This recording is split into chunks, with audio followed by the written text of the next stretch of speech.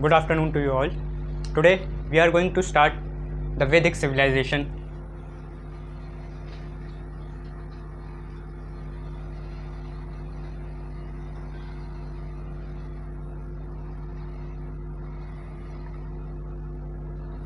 For class 6th. Vedic civilization mainly can be divided into two phases. The first phase,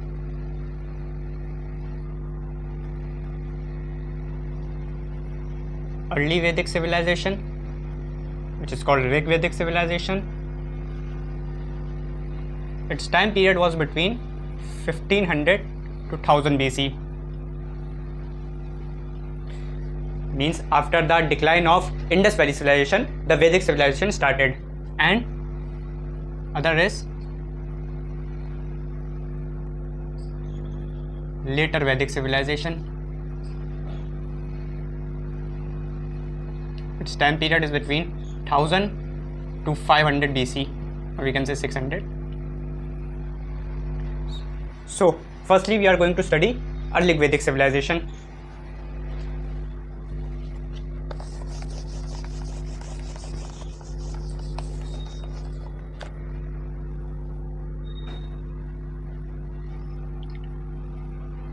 Early Vedic civilization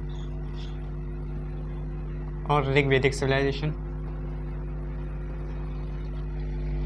early Vedic civilization के source हम लोगों को मिलते हैं वेद से. What are the source of early Vedic civilization? Veda या Vedas. Vedas in simple terms we can say knowledge. Veda means knowledge. You have to understand that Vedas are not just a work of an individual, nor a collection of many writers. It is a scripts that have been written for a long period of time, collections of writings. Seven great saints ने ये वेदास लिखी थी. तो एक collection बहुत time period तक, जैसे हम लोग देखा 1500 टू 1000 BC और 600 BC तक वैदिक सिविलाइजेशन चली, तो उस टाइम पीरियड तक ये सारे वेदास लिखे गए थे. अच्छा, the Vedas can be divided into four major parts. Vedas have four major parts. Number 1, Rig Ved is a collection of hymns, you can say. It has 1028 hymns. And Rig Veda mainly discuss about the political, social and economic structures of early Vedic civilization. The next is Yajurved, then Samved, and next is Atharved. So these are all the parts of Rig Ved, or we can say Veds. The most important from which we get the source of early Vedic civilization is Rig Vedic civilization. So this is the reason why we call early Vedic civilization as Rig Ved civilization, because the major source of this was Rig Ved only.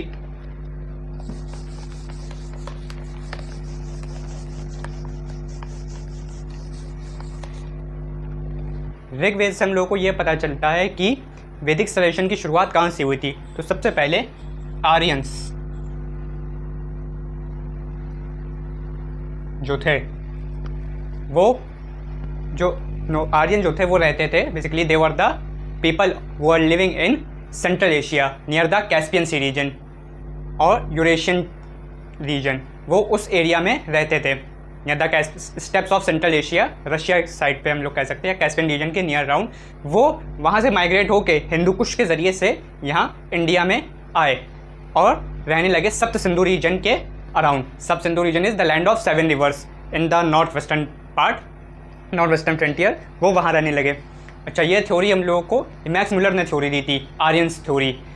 और भी बहुत सारे historians की अलग अलग theory, लेकिन सबसे जो मेजरली रिकॉग्नाइज थ्योरी है वो यही है, मैक्स मुलर की theory, that Aryans were the natives of central Asia who had migrated to India and were started living in the Indus region, in the northwestern region.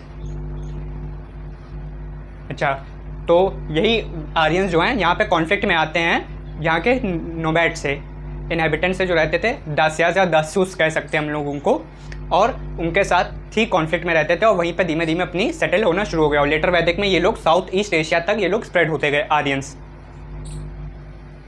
इसके पीछे भी बहुत अलग अलग डिबेट चलती रहती हैं। आर्यंस ही यहाँ के ओरिजिनल नहीं माने जाते हैं, लेकिन आर्यंस ही, जैसे हिंदूज जो हैं वो आर्यंस से ही निकल के बने, क्योंकि ऋग्वेदा भी उन्होंने ही लिखी थी, आर्यंस ने ही लिखी थी। सो इसका बहुत डिबेटेबल टॉपिक है कि मैक्स मुलर की थ्योरी सही है या गलत है। मैक्स मुलर की थ्योरी इनकी लैंग्वेज पे उन्होंने वर्ल्ड लैंग्वेजेस के उससे प्रूव करी थी, क्योंकि संस्कृत और ग्रीक और लैटिन टेक्स्ट में ईरानियन टेक्स्ट लिटरेचर थी, एवेस्टा आई थिंक ऐसी थी, तो उनके भी सोर्स मिलते हैं कि आर्यन जो हैं थे। सो ये कहना गलत नहीं होगा कि इंडिया जो है किसी का नहीं है, ना इंडिया हिंदूज़ का है ना इंडिया मुस्लिम्स का है, सब बाहर से ही आए हैं।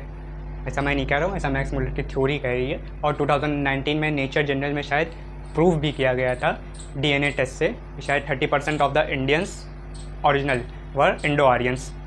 तो हम लोगों को ये पता चलता है कि आर्यंस जो हैं बाहर से इनहेबिटेंट, बाहर के माइग्रेंट्स थे, वो यहाँ पे इंडिया में आकर रहने लगे थे। अच्छा, उसके बाद जब रहने लगे तो वहाँ के कॉन्फ्लिक्ट्स में आए, ठीक है, तो अब रहने लगे तो एक उसके बाद वो कैसे रहे। So we are going to study different aspects the political, economic and social structure of the Aryans और with the Vedic civilization. So number first we are going to study with society of early Vedic civilization और Rigvedic civilization. Society we can say it was a patriarchal society. The Rigvedic society was a patriarchal society, but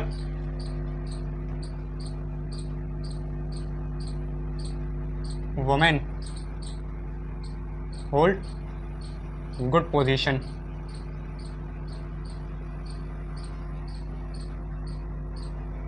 in society. Patriarchal society ज़रूर थी, लेकिन women's का role बहुत ज़्यादा था, women की एक गुड पोजीशन थी सोसाइटी में। The evidences women have right to education, right to attend assemblies like sabha and samiti, and सबसे बहुत important cheese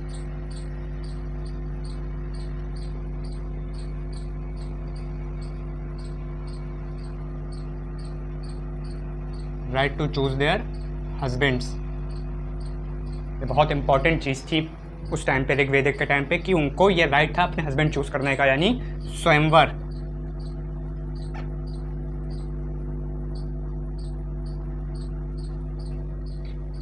स्वयंवर्स were organised.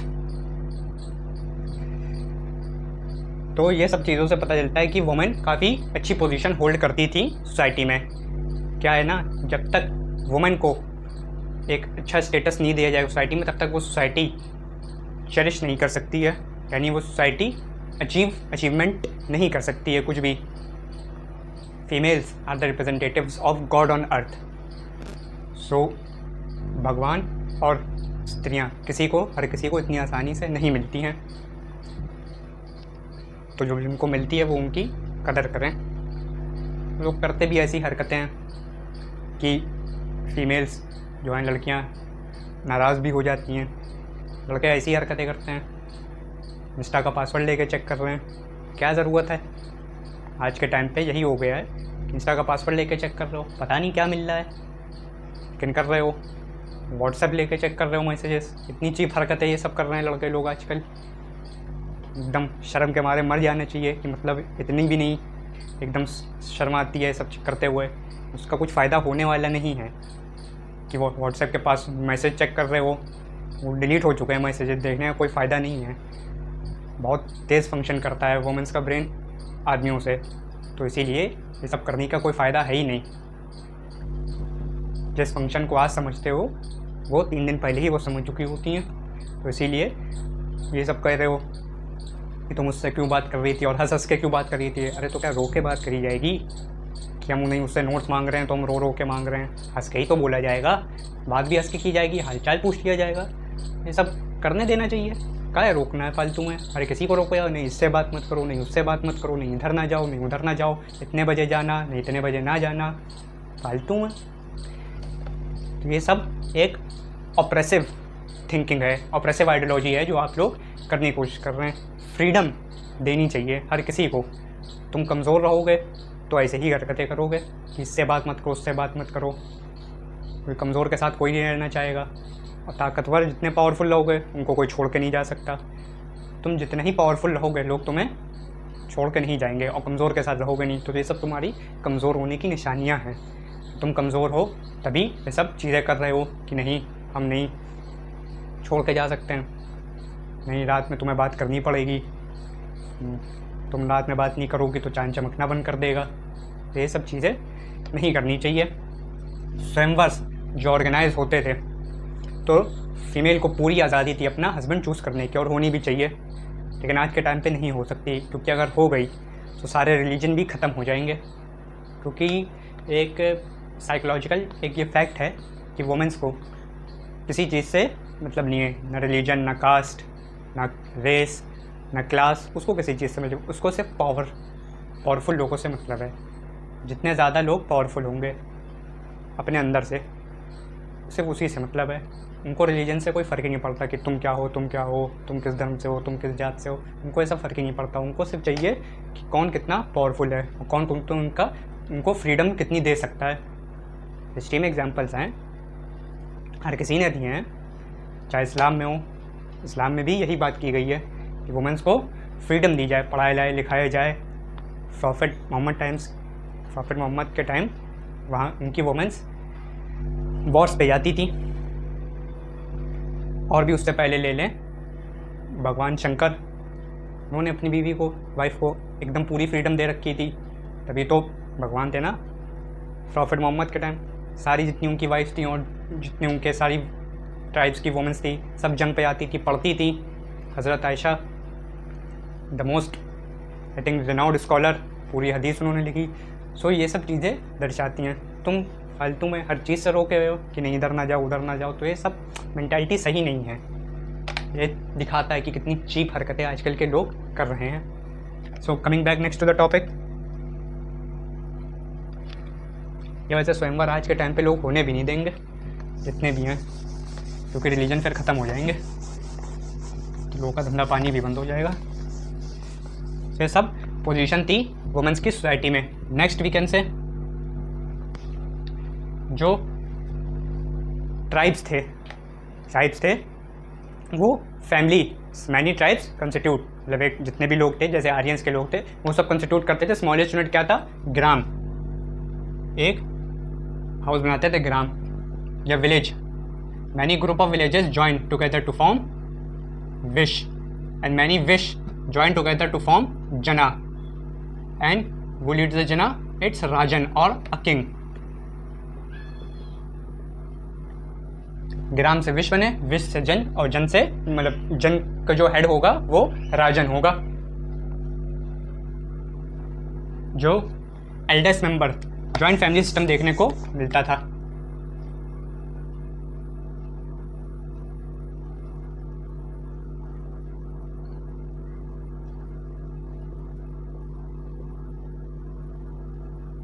Joint family system was there, यानी 3 जनरेशन्स या उससे ज़्यादा भी 2 और 3 जनरेशन्स एग्जिस्ट करती थी उस टाइम पे।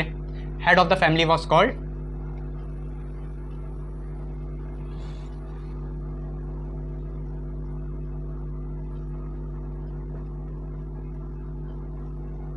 गृहपति।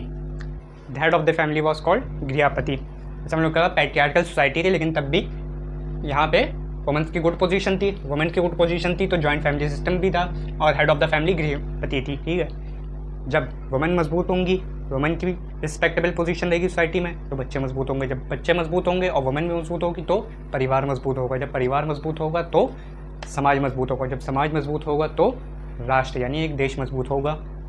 बेसिकली सबसे बेसिक यूनिट क्या है? Women. Women are the cornerstone या foundation of a respectable society. or a achieved society. Next, society में अच्छा थे क्लास डिविजन्स जो थे सोसाइटी में, डिवीजन जो थे, डिवीजन ज़्यादातर देखने को हम लोग को मिलते नहीं है। मैटरनल डिवीजन हम लोग को, मटेरियल डिवीजन हम लोग को नहीं देखने को मिलते हैं। डिवीजन खाली 3 टाइप्स के थे, यानी society was divided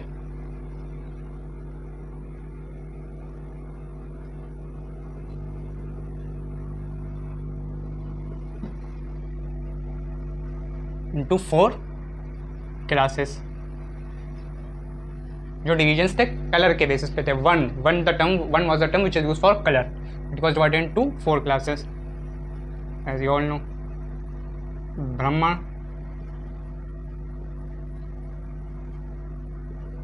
Kshatriya, Vaishya and Shudra. So Brahmin was the priest class, and Kshatriya was the warrior class, Vaishya was the trader और इकोनॉमिक क्लास। वैश्य की उतनी इंपॉर्टेंस थी नहीं क्योंकि उस टाइम पे इकोनॉमी थी नहीं। Economy was basically agriculture economy और पेस्टोरल इकोनॉमी। एंड शूद्र को हम लोग ऐसे नहीं उस टाइम पे कह सकते थे कि शूद्र एकदम लो क्लास स्टेटस पे थे। Shudra also do some odd works, labours जिसको हम लोग कह सकते हैं, लेबर्स या पीजेंट वर्क, वो शूद्र करते थे। लेकिन इतनी भी बैड पोजीशन शूद्र की नहीं थी यहाँ पे, क्योंकि डिवीजन इतना हाईली नहीं था, रिजिड डिवीजन नहीं था। Because the society one was the term used for color, not one was determined on the basis of birth. Next, so this was the whole society of, so अगर इन सबको सम up करें तो Rigvedic society basically egalitarian society थी। Rigvedic society was egalitarian society.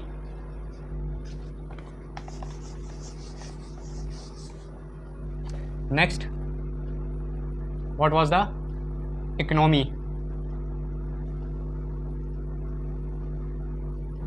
of Rigved? So, economy was mainly subsistence economy.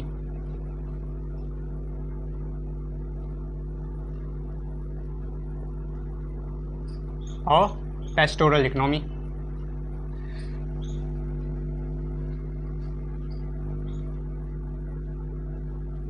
Subsistence economy or a pastoral economy. Why? Because the regions in the which Aryans were living, they were near the regions of Afghanistan. So the land was not fertile. सब संदूक के साथ reason में रहते थे लेकिन fertile नहीं थे। रीजन अफगानिस्तान का रीजन एक तो फर्टाइल नहीं था उतना, ऊपर से आयरन डिस्कवरी नहीं थी। There was no discovery of iron. जब आयरन की डिस्कवरी नहीं होगी तो इकोनॉमी, एग्रीकल्चर इकोनॉमी नहीं सस्टेन कर सकती, तो पेस्टोरल इकोनॉमी थी। Agriculture was still the main occupation.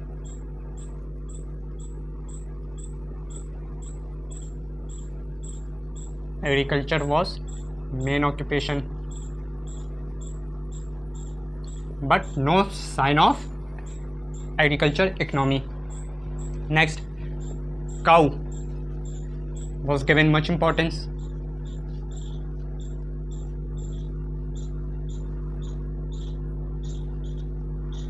Cow was given much importance. और जो रिच क्लास होते थे वो जो मतलब क्लास जो डिटरमाइन की जाती थी, means the rich class was determined by how much number of cows he have, the tribes have. So अगर इकोनॉमी सबसिस्टेंस पेस्टोरल इकोनॉमी होगी, सो एग्रीकल्चर इकोनॉमी है नहीं। जब एग्रीकल्चर इकोनॉमी नहीं है तो टैक्सेशन सिस्टम भी नहीं है। Simple as economy, polity is the guardian of economy. So political structure कैसा होगा?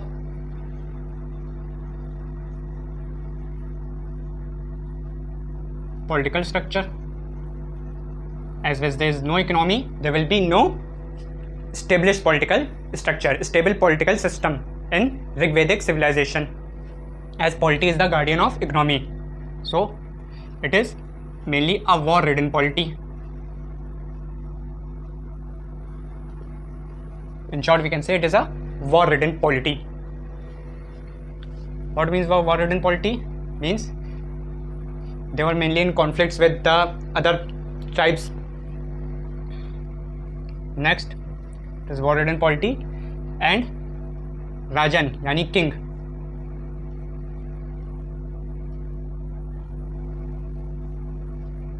The king had no importance, means his main function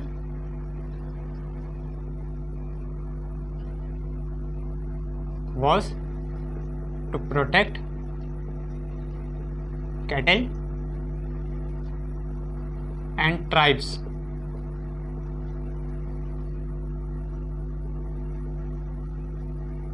during war. I think you have understood. So king की इतनी importance थी, ऊपर से 2 assemblies थी यहाँ पे मेजर, सभा एंड समिति. समिति is just like a general assembly.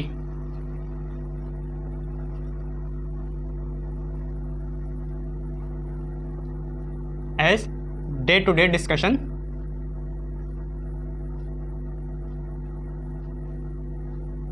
take place, and Sabha is like a meetings of group of elders. The group of elders mainly come and constitute Sabha.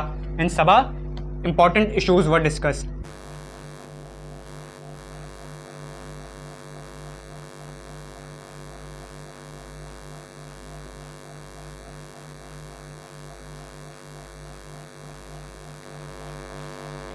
So these are the functions of Sabha and Samiti. Also, women were given much more importance in Sabha and Samiti both.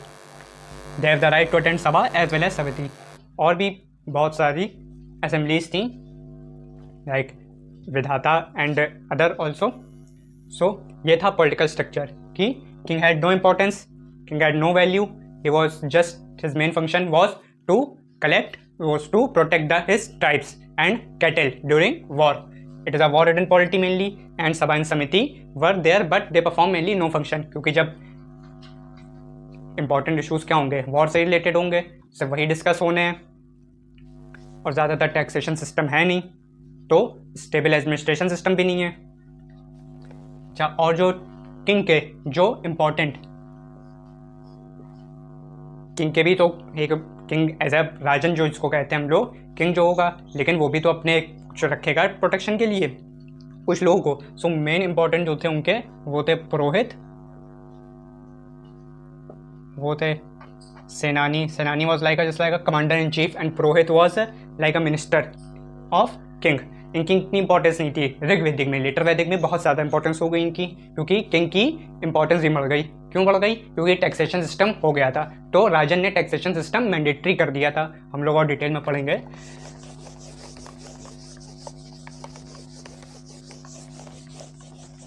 So I think you have understood this much: the economy, the polity, the society of the Rigvedic. Lastly, the religion. Religion बचता है, वो हम लोग next turn पे पढ़ेंगे.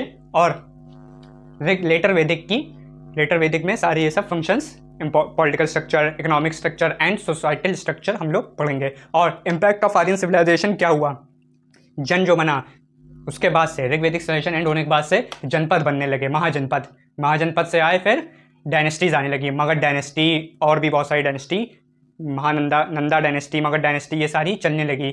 South east तक, वैशाली और राजगृह तक चलने लगी. फिर बहुत लंबी है एशियन हिस्ट्री, बहुत ज़्यादा, तो हम लोग डिटेल में पढ़ेंगे. So I think you have liked this video, and if you have any doubt, then let me know in the comment section.